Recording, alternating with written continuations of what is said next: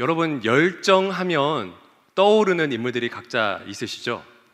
저는 이제 열정하면 떠오르는 인물이라 하면은 저는 이제 개인적으로 크리스티아노 호날두, 그 축구 선수를 떠올립니다. 아마 모르시는 분들 없을 겁니다. 정말 대단한 선수죠. 100년 만에 한 번 나올까 말까한 엄청난 선수, 그런 선수로 모두가 잘 알고 계실 것 같습니다. 지금 나이가 37살이거든요. 보통 축구 선수 30대 중반 이후면은 은퇴해서 이제 체중이 많이 불어나게 되는데, 그런데 세계 최고의 팀에서 이렇게 활약할 수 있는 이유는요, 바로 이 사람의 열심 때문입니다. 항상 가장 먼저 훈련장에 와서 가장 나중에 이제 퇴근을 하고요. 그리고 또 몸 관리에도 철저해서 술과 담배는 물론이고, 그리고 탄산에도 손을 전혀 대지 않는다라고 합니다. 그리고 저희는 잠을 잘 때 하루에 한 5시간, 6시간 아니면 많게는 뭐 7시간, 10시간 뭐 이렇게 자는데, 그런데 이 호날두는요, 신생아처럼 아예 나눠서 잠을 잔다라고 합니다. 90분씩 5번 나누어서 잠을 잔다라고 하네요. 특히 밤에는 밤 12시까지 90분간 이제 잠을 자고, 12시에 잠을 깬 뒤부터 3시간 동안 이제 휴식을 취한 다음에 다시 이제 새벽 3시에 90분간 또 잠이 든다라고 합니다. 그리고 밤에 부족했던 수면은 낮에 낮잠을 통해서 보충을 한다라고 하네요. 이것이 바로 이제 호날두가 신체 나이를 20살로 유지를 하면서 최고의 선수로 서고 있는 그런 비결이라고 합니다. 제가 이런 것들을 보면서요, 예전에는 이제 호날두 선수가 그 발 스킬이 굉장히 화려하거든요. 이렇게 까딱까딱까딱 하면서 이제 헛다리 개인기 굉장히 잘 쓰고 스피드도 엄청 빨라가지고 뭐 제치고, 그리고 또 슛을 때리는데 굉장히 이제 능했던 선수이기 때문에 이렇게 화려한 것들이 좀 많이 보였었는데, 이제 인생을 이제 반 정도 지나고 나니까 그런 것보다는 호날두라는 선수가 세계 최고가 되기 위해서 유지하고 있는 이 열심이 이제 그 눈에 들어오게 되었습니다. 그런데 재밌는 사실은 호날두만 이렇게 열심히 하는 것이 아니라요, 제가 이청년부 우리 지체들 살펴보니까 호날두가 득실득실 하더라고요. 순장 모임 때 나누면은 일주일간 정말 어떻게 살았는지 모르게 정말 열정을 쏟아부어서 일을 하는 우리 청년분들을 보았고, 그 와중에서도 자기 관리에 힘쓰고 운동하고, 그리고 또 자기 개발에 힘쓰는 그런 우리 형제 자매님들을 이제 보았습니다.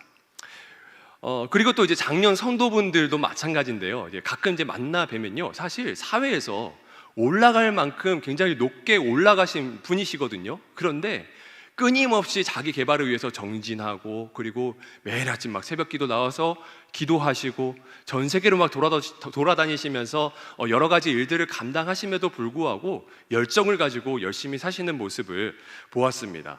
특히 뭐 자영업 하시는 분들은 이제 말할 필요도 없죠. 새벽 일찍 일어나서 이제 재료들을 준비하고 밤늦게까지 장사를 하는 그런 모습들을 다들 아실 겁니다. 이런 분들을 보게 되면은 정말 대단하시구나 라는 생각이 들고요, 정말 저렇게 살아야 인생에서 성공할 수 있구나 라는 생각이 들기도 합니다.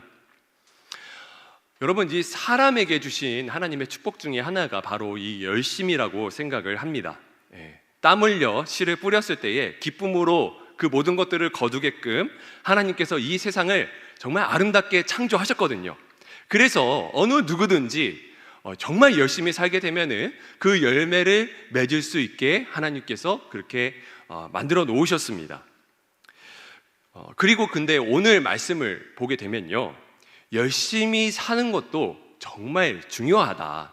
하지만 그것보다 더 중요한 것이 있다라고 오늘 성경 말씀에서 말씀하고 있는데요, 열심히 사는 것보다 더 중요한 것이 무엇일까?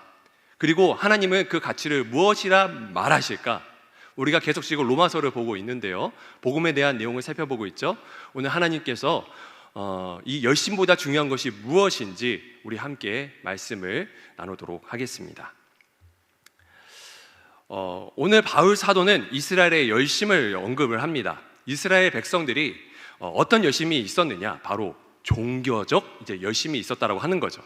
당시 바리새인이라고 불리우는 바리새파는요, 신약과 이제 구약 사이에 이제 중간기라고 하는 그런 시대가 있는데 주전 160년대에 헬라 문명과 시리아의 침략으로 이제 나라가 위태해졌을 때 마카비 일족이라고 하는 그런 일족이 일어나서 애국 운동을 통해서 나라를 구출하는 그런 과정에서 일어난 그룹입니다.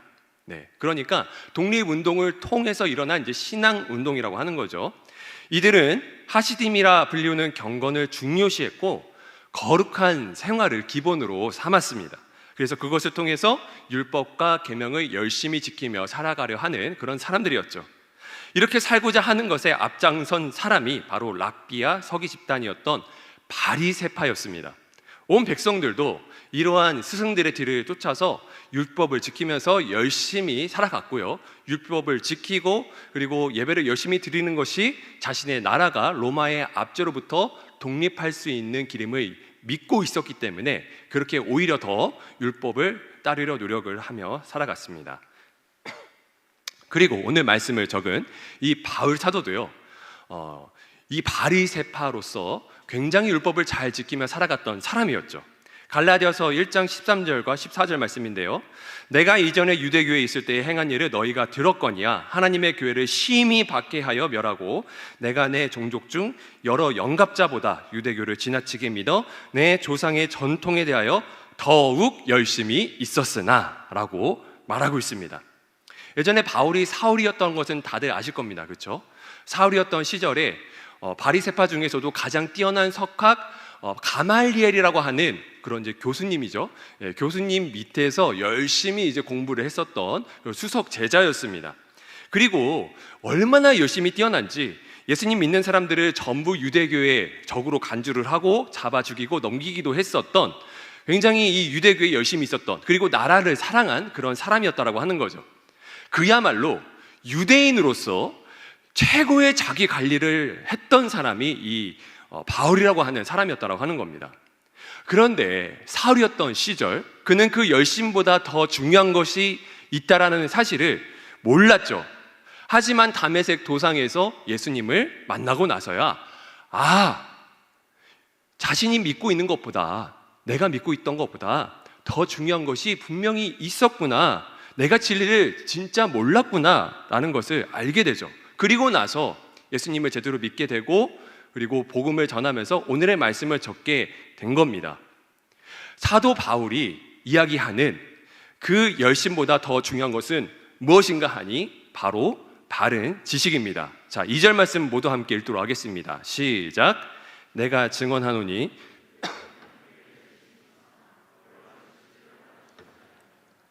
내가 증언하노니 그들이 하나님께 열심히 있으나 라고 이야기를 하고 있죠.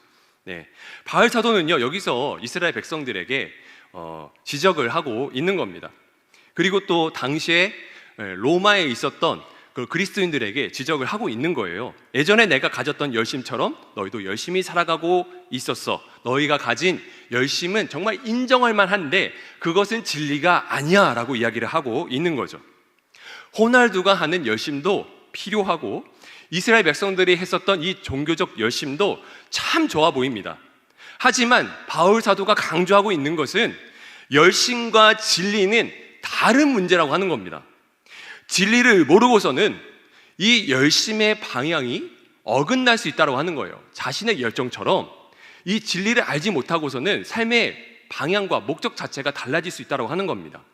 그렇다면 진리는 대체 무엇이냐? 3절과 4절 말씀입니다. 다 함께 읽도록 하겠습니다. 시작. 하나님의 의를 모르고 자기 의를 세우려고 힘써 하나님의 의에 복종치 아니하였느니라. 그리스도는 모든 믿는 자에게 의를 이루시기 위하여 율법의 마침이 되시니라. 아멘.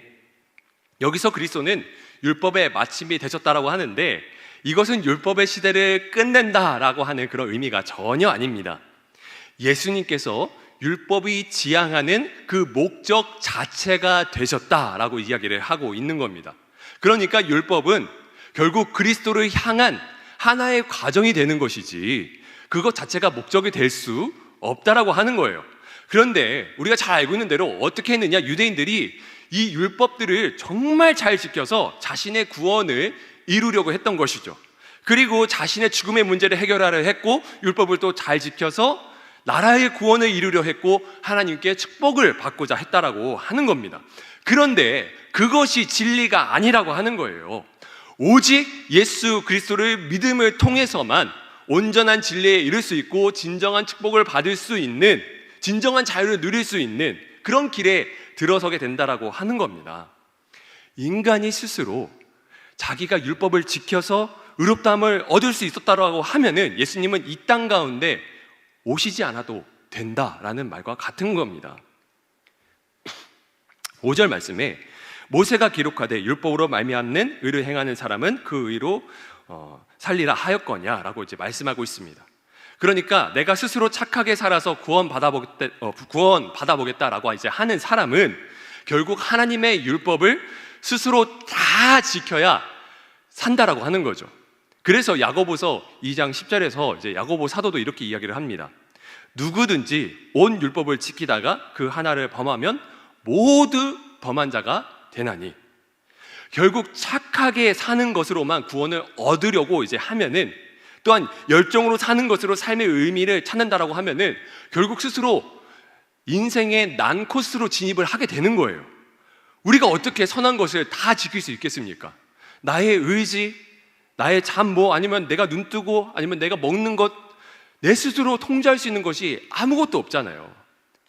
여러분, 그런데요, 교회 다니지 않는 사람들 중에서 나름 열심히 살고 나름 착하다는 평과 함께 사회적인 덕망을 끼치는 사람들이 있습니다. 오히려 예수님 믿는 사람보다 더 나은 사람이 있어요. 그런 사람들이 이제 봤을 때 이제 교회 다니는 사람들이 오히려 더한 경우가 있습니다. 남에게 더 피해주고, 또 이상한 목사님들도 있고, 직장 상사가 교회 다닌다라고 하는데 맨날 야근시키고 임금 떼먹고, 하나라도 더 못 뽑아 먹어서 막 난달인 사람들, 그런 사람들을 보면서 이제 이런 사람들이 막 비판을 하는 겁니다. 나는 나름 성실하게 살고 그리고 부끄럼 없이 살고 정말 열심히 살고 있는데 어떻게 예수님 믿는 사람들이 저러냐, 너네들보다 차라리 내가 너 하나님께서 좋아하시겠다 라는 생각을 가진 사람들이 있습니다. 그래서 자신의 어떤 그 선함을 통해서 주변 사람들과 이 세상을 판단을 하는 겁니다. 그래요, 그렇게 도덕적으로 많이 뛰어나기 때문에 어떤 면에서는 그렇게 남들을 판단하고 세상을 비판해도 어느 정도 자격이 있을 것 같습니다. 하지만 그 이면에는 어떤 마음이 있는 것이냐, 저런 놈들보다는 내가 더 낫다, 내가 더 하나님께 인정받을 수 있다, 내가 천국 간다면 나 같은 사람이 가야지 라는 그런 자기의가 있는 거죠. 하지만 성경에서는 그것은 바른 의가 바른 지식이 아니라고 하는 거예요. 예수님을 바르게 알고 믿는 지식이 없으면 하나님께서 보시기에 율법을 잘 지키는 내가 세계 최고다라고 외쳤던, 누구보다 선하게 잘 살았던 이스라엘 백성들과 다를 바 없다라고 하는 것입니다. 그렇다면 어떻게 해야 진짜 참 구원의 지식에 이를 수 있는 것일까요? 잘 알고 있습니다. 예수 그리스도를 주라 시인하며 구원을 받습니다. 예수님을 믿음으로만 가능한 거예요. 절대 열심으로 이룰 수 없다라고 하는 겁니다. 아무리 자기 관리를 철저히 한다라고 해도 구원에 이룰 수 없다라고 하는 겁니다. 그 나름대로 열심히 살았을 때, 선한 일을 행했을 때 자기 삶의 중요한 의미는 가질 수 있을 겁니다. 하지만 그것이 다가 아니라고 하는 거죠. 의로움을 얻을 수 없다라고 하는 겁니다. 그렇다면 어떻게 해야 할까요? 어떻게 예수님을 믿을 수 있을까요? 자, 6절과 7절 말씀 모두 함께 읽도록 하겠습니다. 시작. 믿음으로 말미암는 의는 이같이 말하되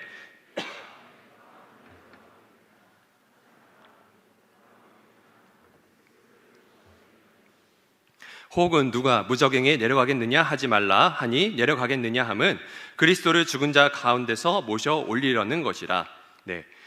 이게 대체 무슨 말인지 모르겠죠. 이 말씀이 의미하는 바는 이겁니다. 쉽게 이야기해서 예수님을 만나려면 하늘에 올라가야 될까? 예수님을 만나려면 저 깊은 땅속으로 내려가야 할까? 아니라는 겁니다.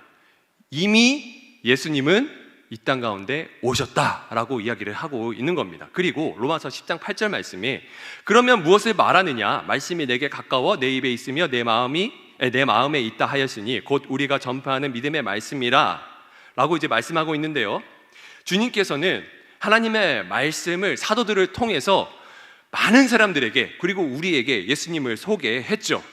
사도들은 늘 예수님을 가슴에 품었고, 그래서 예수님께서 하신 말씀을 늘 입에 달고 살았습니다. 그래서 그것을 통해서 사람들에게 예수님이 가까이 있게끔 계속 복음을 전하면서 살아갔다라고 하는 겁니다. 그리고 그 사도들이 열심으로 전했던 이 귀한 예수 그리스도에 대한 지식들, 이 복음의 말씀을 듣게 되면요, 성령 하나님께서 역사를 해 주시는데요, 어떻게 역사를 해 주시느냐, 바로 9절의 말씀입니다. 모두 함께 읽도록 하겠습니다. 시작. 내가 만일 내 입으로 예수를 주로 시인하며 또 하나님께서 그를 죽은 자 가운데서 살리신 것을 내 마음에 믿으면 구원을 받으리라. 아멘. 여기서 구원을 얻는 조건이 나오죠. 복음을 전해 듣고 마음으로 믿어야 한다라고 이야기를 하고 있습니다. 그리고 또 10절에 보니까 사람이 마음으로 믿어 의에 이르고 입으로 시인하여 구원에 이르느니라 라고 말씀하고 있습니다. 말씀을 듣고, 그리고 마음으로 믿고, 그리고 입으로 주라 시인한다라고 하면은 구원을 얻는다라고 하는 겁니다. 중요한 것은 이 모든 과정 안에서 성령 하나님께서 역사를 해 주신다라고 하고요, 그리고 또 성령 하나님이 없이는 결코 아무리 그 귀 가운데 하나님의 말씀이 들려도 또한 구원을 얻을 수 없음을 우리가 또 알아야 할 것 같습니다. 그런데 그냥 듣는 것으로만 끝나고 마음으로 믿지 않으면은 이런 상태와 같은 겁니다. 지금 여러분이 난파선에 타고 있다라고 이제 가정을 해봅시다. 더 이상 살 희망이 없어요. 그런데 갑자기 구조선이 등장을 했습니다. 이 난파선에 타고 있는 사람들이 구원을 받기 위해서는 우선 구조선이 왔다라고 하는 그런 지식이 필요하겠죠. 그런데 아는 것만으로는 충분하지 않아요. 이제는 난파선에서 구조선으로 옮겨 타야 합니다. 아직까지도 난파선에 머물러 있다라고 하면은 그 목숨을 난파선에 의지를 하고 있는 것이죠. 내가 살기 위해서는 내가 의지하던 난파선에서 벗어나서 내 목숨을 구조선에 맡겨야 내가 살 수 있게 되겠죠. 마찬가지입니다. 내가 예수님이라는 분, 그리고 또 하나님의 아들이라 알고 있고, 그리고 또 십자가에 못 박혀 죽으시고 부활했다라는 그런 이야기를 내가 단순히 안다라고 해서 결코 내가 구원을 받을 수 없다라고 하는 겁니다. 예수님을 믿고 구원을 얻으려면 듣고서 마음으로 믿고 입으로 주라 시인해야만 구원을 얻을 수 있다라고 하는 겁니다. 여러분, 그래서 이 중요한 복음의 진리를 통하여서요, 우리는 우리 자신을 돌아볼 수가 있습니다. 만약에 내가 믿기는 한다라고 하는데 예수님이 너무 좋습니다 라는 것이 나의 입과 그리고 나의 생활을 통해서 드러나지 않는다라고 하면요, 나는 이 세상도 너무 좋은 겁니다 라고 말하고 있는 것과 똑같은 겁니다. 마음이 다른 것을 좋아하고 있는데 어떻게 내가 예수님을 좋다고 사랑한다라고 이야기할 수 있겠어요? 이것은 마치 연인끼리 서로 좋고 못 사는데 다른 사람도 너무 좋아하는 거죠. 그래서 자기가 사랑한다라고 하는 연인에게 자기의 입을 통해서 결혼하자고 이야기를 못하는 것과 마찬가지라고 하는 거예요. 여러분, 마찬가지로 믿기는 믿고 교회는 다니지만 정말로 그분을 고백하고 시인하지 않는 이유가 여기에 있는 겁니다. 저번에도 설교 때 말씀드렸지만 하나님의 말씀을 어기고 세상대로 살아가는데 전혀 거리낌이 없고 찔림이 없다라고 하면은 내가 예수님에 대해서 알기는 하지만 그것은 자신의 구원에 대해서 의심해야 될 그런 상태라고 한다라고 하는 것을 우리가 꼭 기억했으면 좋겠습니다. 스스로 점검을 해보시기 바랍니다.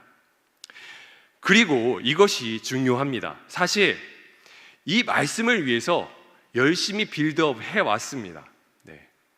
우리가 구원받는 거 정말 중요하거든요. 그런데 그것만큼이나 정말 중요한 게 있습니다. 자, 14절인데요. 그런즉 그들이 믿지 아니하는 일을 어찌 부르리요? 자, 이것이 무슨 뜻이냐? 예수님을 주님이라고 부르려면 믿어야 한다라고 하는 겁니다. 알고 계시죠? 그런데 믿으려면 어떻게 해야 하죠? 복음을 들어야 한다라고 하는 겁니다. 다시 한번 강조를 하고 있죠. 14절 중반절입니다.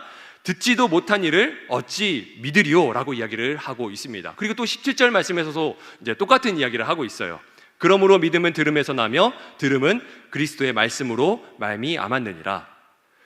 그러니까 들어야 마음 가운데 믿을 수 있고 입으로 시인해서 구원을 얻을 수 있다라고 하는 거예요. 그런데 중요한 사실이 있어요. 여러분, 들으려면 전하는 사람이 있어야겠죠.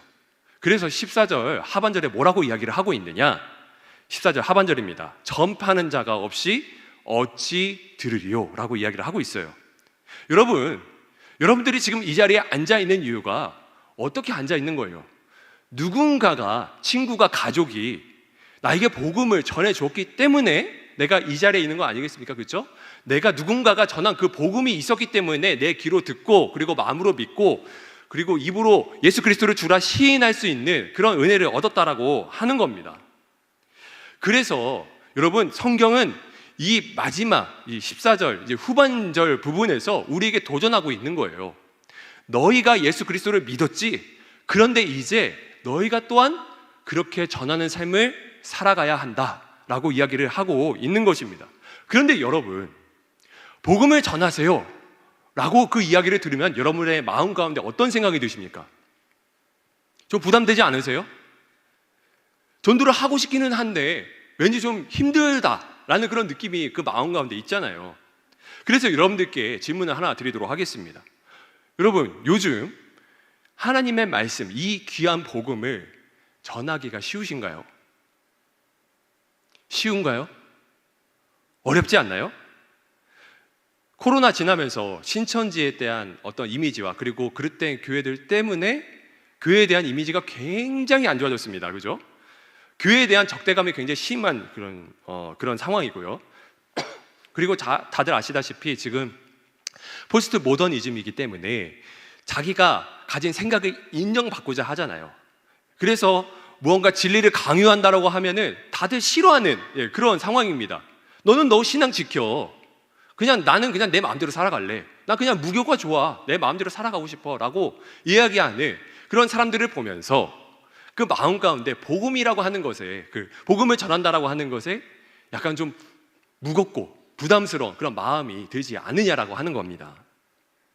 여러분, 그런데요, 태초부터 지금까지 우리가 믿는 하나님 그리고 예수님을 전할 때 한 번도 이 복음에 대해서 호의적인 시대는 없었습니다. 기껏해야 중세 시대 아니면은 잠깐 청교도가 융성했었던 때 잠깐의 부흥의 시기 빼놓고는 전혀 없었어요. 그런데 그런 시대 가운데 있다라고 해가지고 그러면 그때 있었던 크리스찬들이 복음을 증거하지 않았느냐라는 거죠. 증거하지 않았나요? 아니죠.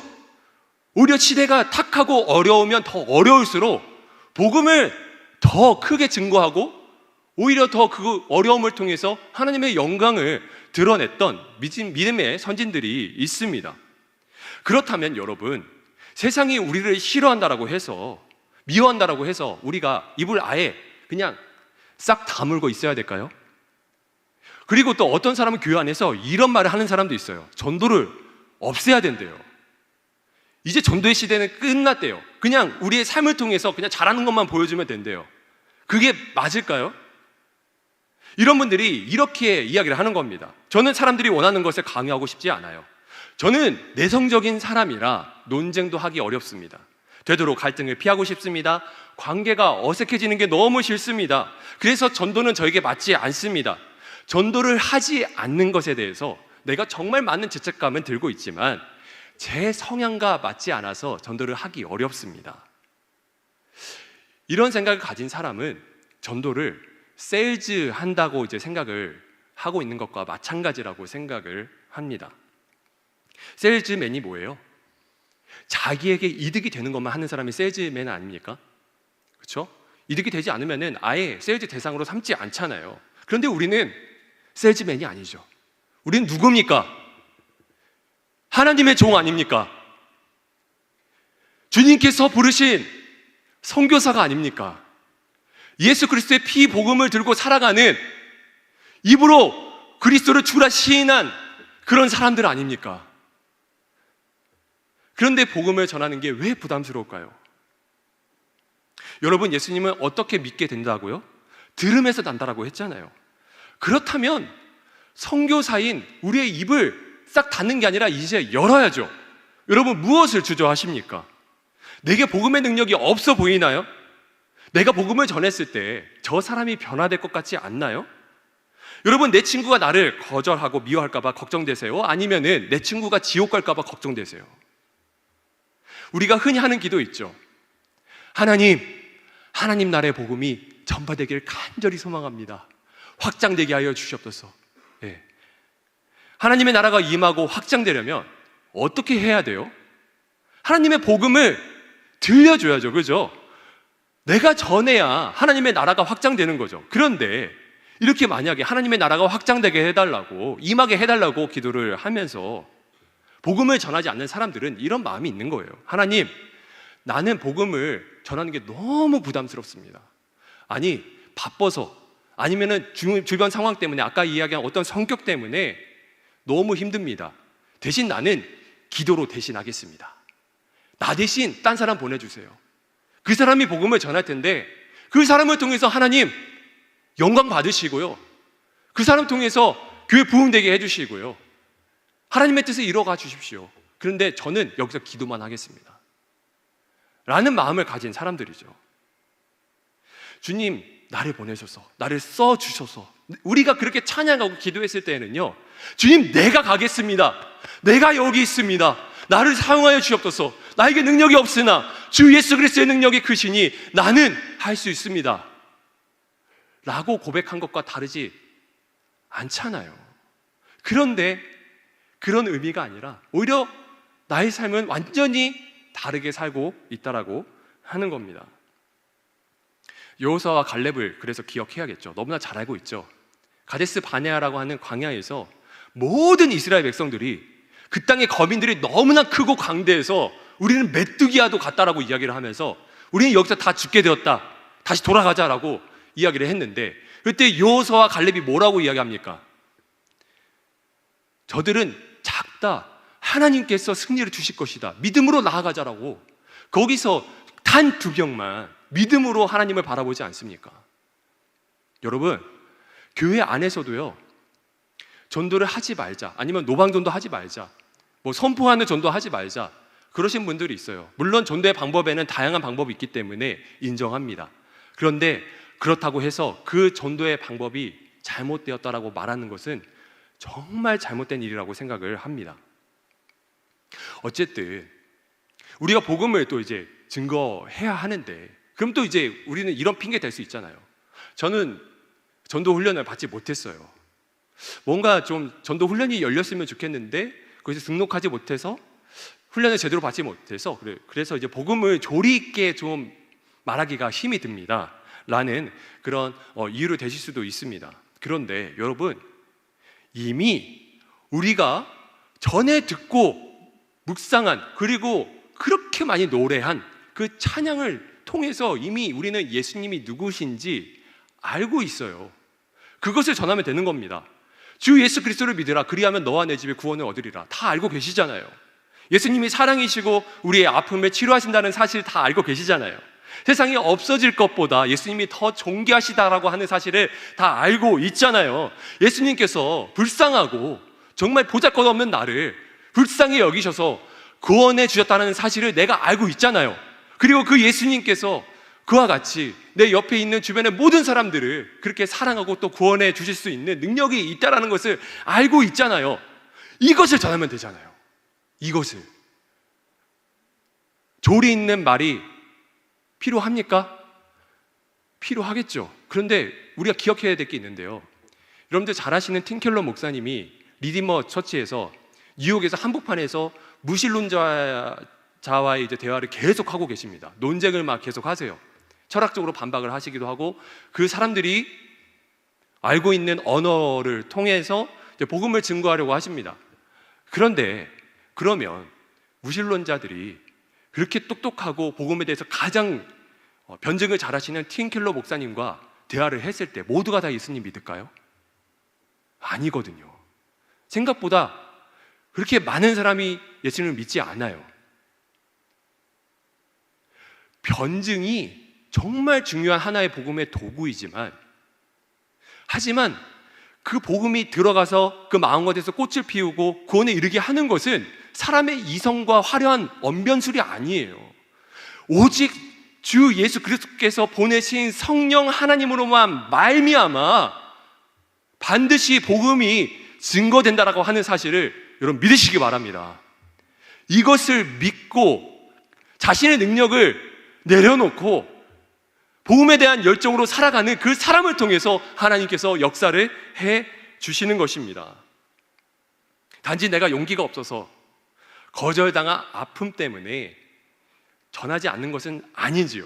여러 가지 많은 이유와 핑계를 대면서 말이죠. 그런데 고린도전서 1장 21절 말씀인데요, 너무 중요한 말씀인데 우리가 이 말씀 잊지 않았으면 좋겠습니다. 우리 모두 함께 읽어보도록 하겠습니다. 시작.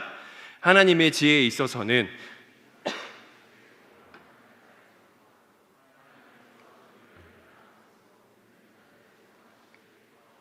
아멘. 전도에 미련한 것으로 믿는 자들을 구원하시기를 기뻐하셨도다. 아멘. 전도에 미련한 것으로. 여러분, 미련한 것에 의해서 우리 모두가 구원받았어요.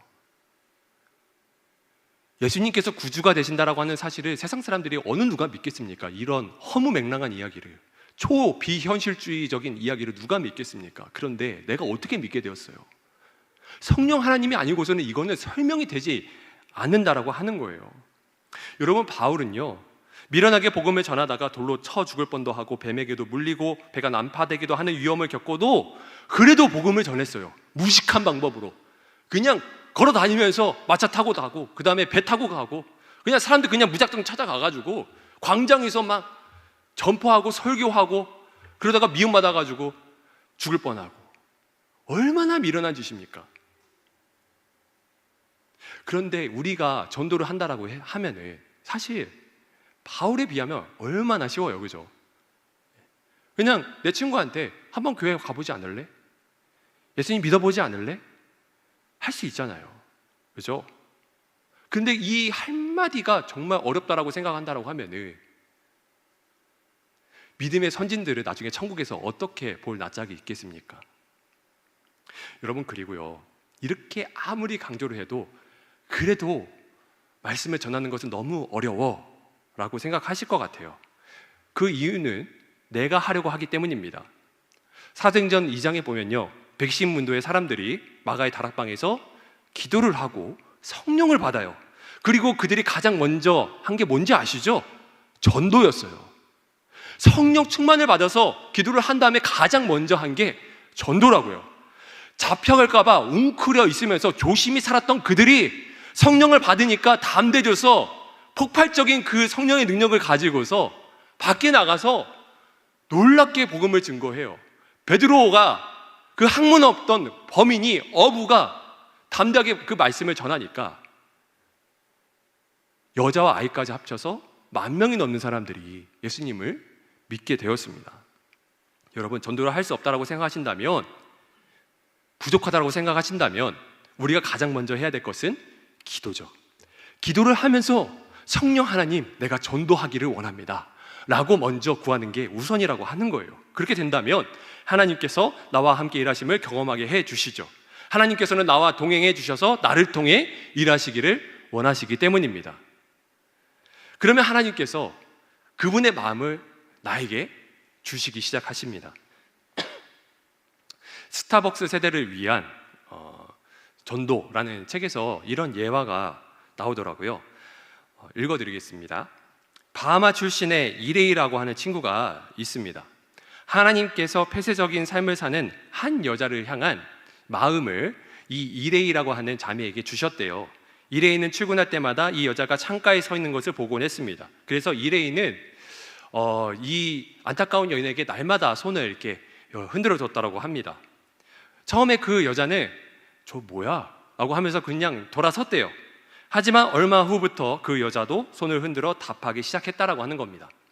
그리고 이레이는 자기가 만든 음식을 가져다가 조금씩 나누어 주었다라고 합니다. 대화는 거의 없었대요.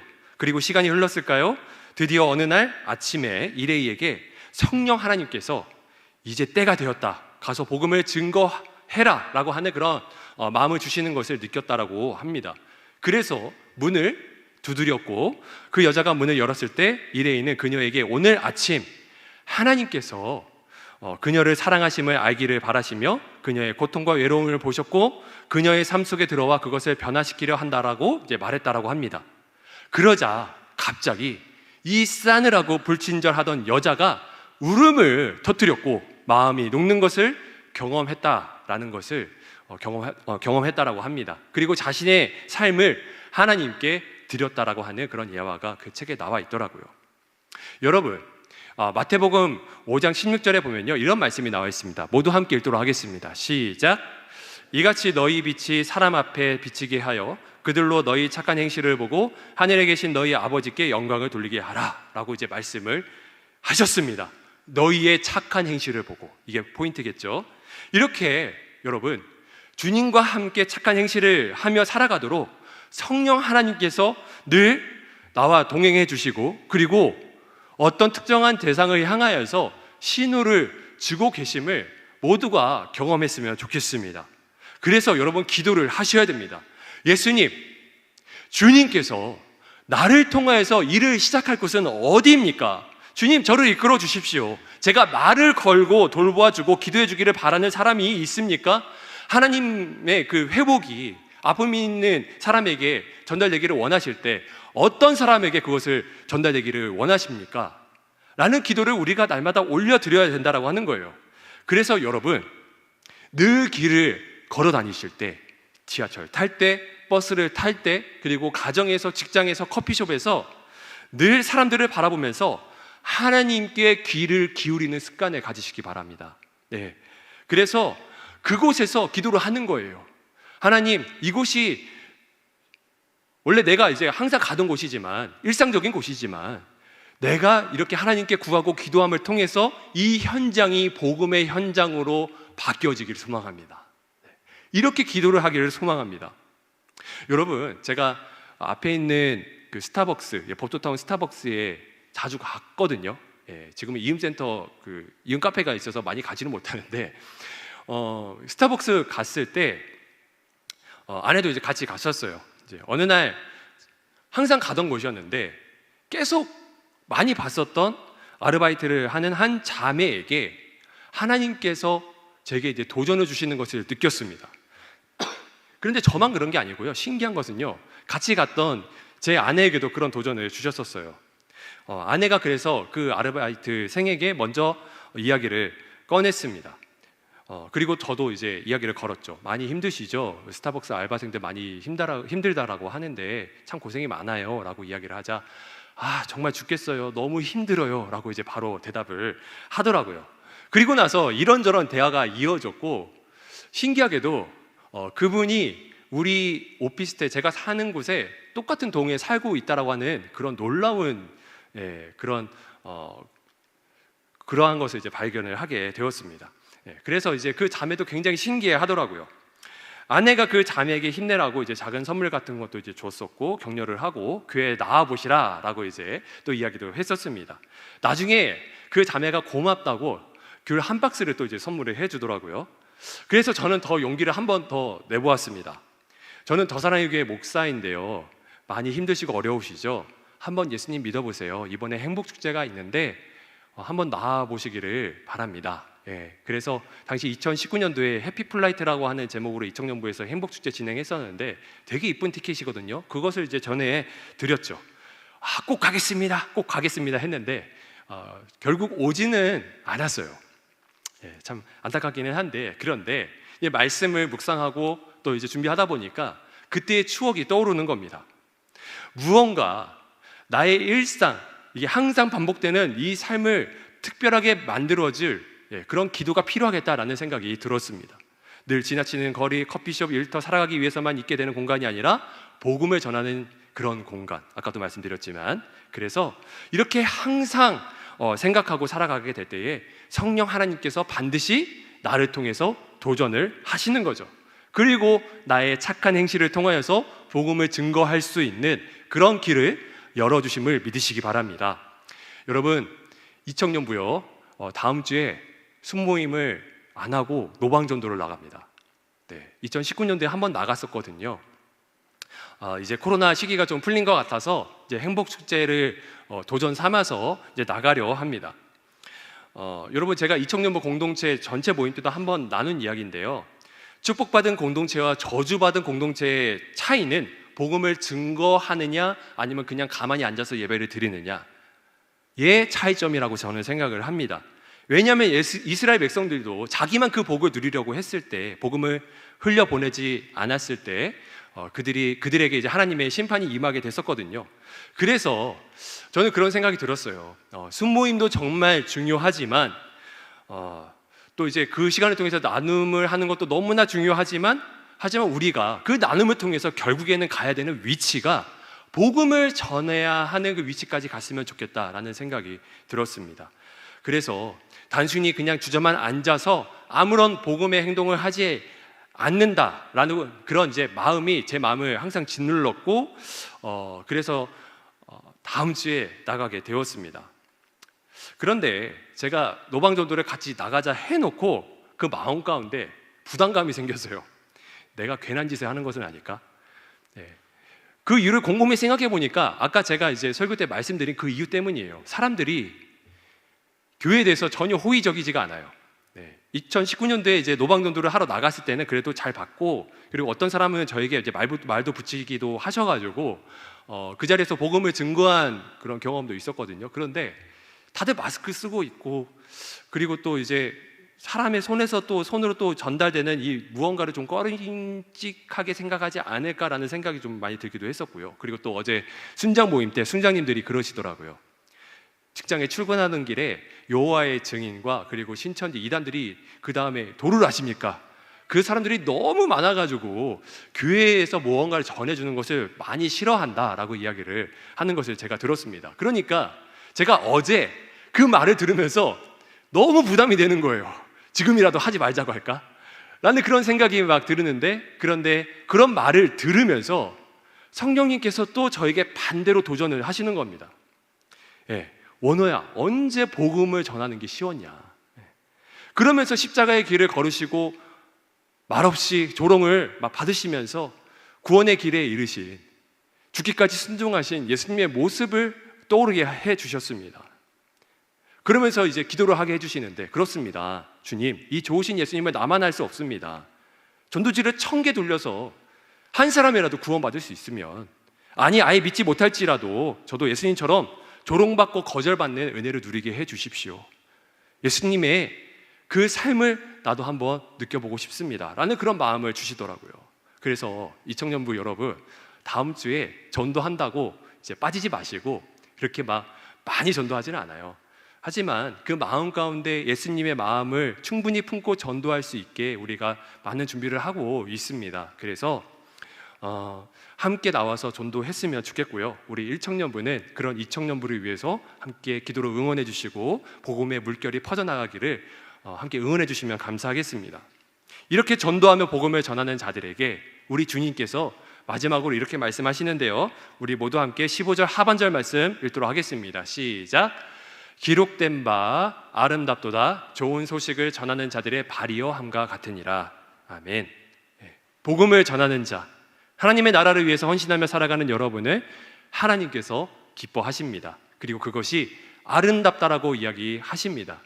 여러분, 열심히 살아가는 것 참 아름답죠? 그리고 또 열정을 가지고서 살아간 내 삶의 결과들을 보면서 그 결과를 SNS나 그리고 다른 사람들에게 자랑하는 것, 그것도 참 어떻게 보면 멋진 일이기도 합니다. 하지만 더 큰 아름다움은요, 복음을 전할 때임을 우리가 기억했으면 좋겠습니다. 그래서 우리가 복음을 전할 때 천국의 SNS가 막 올려지고 있는 거예요. 게시글이 막 올려지고 있는 거죠. 장원호가 복음을 증거했더라. 1청년부가 2청년부가 복음을 증거했더라. 그렇게 천국에서는 소식들이 계속 울려 퍼지고 있을 겁니다. 여러분, 함께 힘냅시다. 그래서 하나님께로부터 칭찬받는 아름다운 사람들이 다 되시기를 주님의 이름으로 소망합니다. 이제 말씀을 정리하도록 할게요.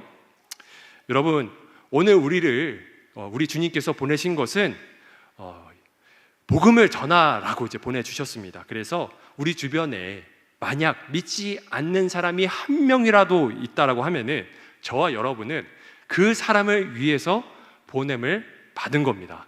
그래서 여러분 행복축제라고 하는 너무나 좋은 기회가 있죠. 그래서 주저하지 말고 VIP로 꼭 그 하나님께서 작정하신 영혼을 모셔왔으면 좋겠습니다. 그럴 때 우리 주님께서 복음을 전할 수 있는 능력을 부어주실 것이고요. 그리고 또 이번 한 주 사시면서 성령의 능력으로 우리를 사랑하사 죽기까지 순종하신 그런 예수님의 마음으로 복음을 증거하며 살아가는 여러분들 다 되시기를 주님의 이름으로 축원드립니다. 네, 이 시간 다 함께 이제 찬양 부르고 오늘 주신 말씀을 통해서 뜨겁게 다짐하며 기도하기를 소망하는데요. 늘 많이 불렀던 찬양 중에 하나입니다. 내 마음에 주를 향한 사랑이 나의 말엔 주가 주신 진리로, 나의 눈에 주님께서 우리를 향해 흘리셨던 그 애통의 마음, 그 주님의 눈물을 내 눈에 채워 주시옵소서. 사실 살면서 우리가 주님의 눈물을 잊을 때가 많았고, 그리고 예수 그리스도께서 날 위해 죽으시고 부활하셨습니다. 이 말을 사실 얼마나 많이 잊고 살았습니까? 하지만 이 찬양을 부르시면서 다시 한번 그런 삶을 되찾겠습니다. 주님, 성령 하나님, 나의 마음을 주장하여 주시옵소서. 우리가 그런 마음을 품고 이 시간 모두 함께 간절한 마음으로 찬양하도록 하겠습니다.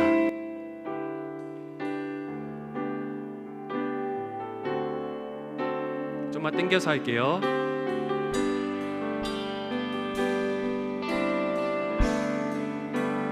내 마음의 주를 향한, 내 마음의 주를 향한 사랑이 나의 말에 주가 주신 진리로, 나의 눈에 주의 눈을 채워주소서.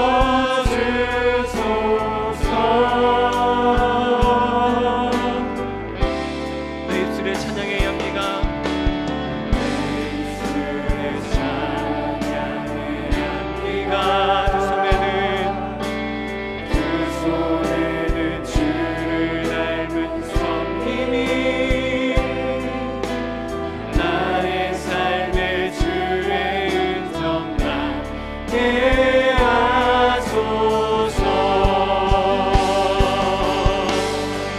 하나님의 사랑이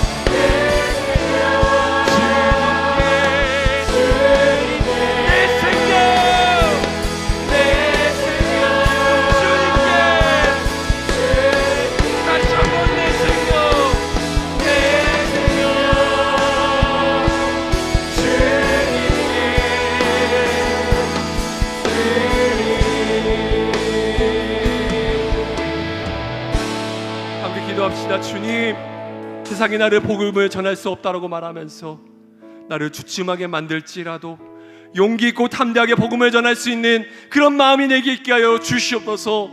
주님, 나의 힘으로는 할 수 없습니다. 나의 열심과 열정으로 부족합니다. 성령 하나님, 내 입술 가운데 권능의 능력을 허락하여 주시옵소서.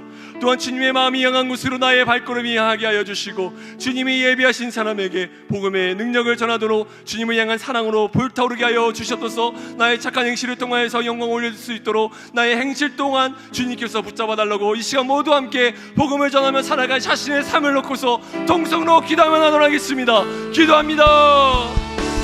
살아계신 주님,